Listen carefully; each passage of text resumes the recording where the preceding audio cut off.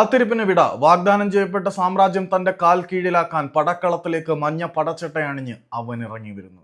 കേരള ബ്ലാസ്റ്റേഴ്സിന്റെ ആരാധകർ പണ്ടേ വിരമിച്ചിരുന്ന, അല്ലെങ്കിൽ സന്ദേശ് ജിങ്കനിൽ നിന്നും എടുത്തു മാറ്റിയ ആ ഐക്കോണിക് നമ്പർ ജേഴ്സി അണിഞ്ഞ് ബികാഷ് ഷിംനം കേരള ബ്ലാസ്റ്റേഴ്സിന്റെ പ്രതിരോധ നിരയുടെ കാവലാളാവാൻ ഇന്ന് അണിനിരക്കുകയാണ്.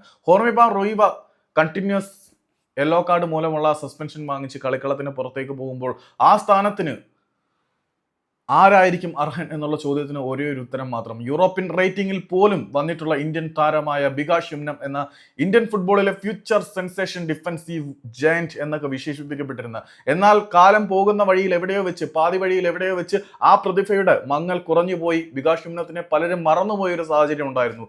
തനിക്ക് നഷ്ടപ്പെട്ടു പോയ തന്റെ പ്രതാപവും കാലിബറും പ്രതിഭയും വീണ്ടും പിടിച്ചെടുക്കാൻ, ഇന്ത്യൻ ഫുട്ബോളിൽ പ്രതിരോധ മേഖലയിൽ തന്റെ സാമ്രാജ്യം വീണ്ടും ഊന്നി അവിടെ തൻ്റെ വെന്നിക്കൊടി ഊട്ടി ഉറപ്പിക്കുവാൻ കച്ചകെട്ടി ബികാഷ് ഷിംനം ഇന്ന് അരങ്ങേറ്റത്തിന് ഇറങ്ങിയാണ്. തള്ളി എവിടെയോ പോയി.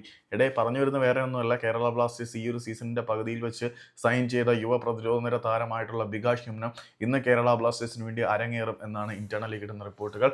അപ്പം നഷ്ടപ്പെട്ടു പോയ തന്റെ സാമ്രാജ്യവും വാഗ്ദാനം ചെയ്യപ്പെട്ട വാഗ്ദത്ത ഭൂമിയായ കേരള ബ്ലാസ്റ്റേഴ്സിന്റെ ഐക്കോണിക് നമ്പർ ജേഴ്സിയിൽ ആരാധകരുടെ പ്രിയപ്പെട്ട പുത്രനായി മാറാൻ തെക്കിന്റെ പടനായകൻ എന്ന് വിശേഷിപ്പിക്കപ്പെട്ട കാലത്ത് സന്ദേശ് ജിങ്കൻ അണിഞ്ഞ അതേ നമ്പർ ജേഴ്സി അണിഞ്ഞുകൊണ്ട് ബികാഷ് ഷിംനം തനിക്ക് വാഗ്ദാനം ചെയ്യപ്പെട്ട വാഗ്ദത്ത സാമ്രാജ്യം പിടിച്ചടക്കുവാൻ മഞ്ഞപ്പടച്ചട്ട അണിഞ്ഞ്, മഞ്ഞപ്പടച്ചട്ട എന്ന് പറയാൻ പറ്റത്തില്ല, ബാക്ക്ഗ്രൗണ്ടിൽ ഏത് ജേഴ്സി അണിഞ്ഞിട്ടായിരിക്കും കളിക്കാൻ ഇറങ്ങുക എന്നൊന്നും അറിയില്ല.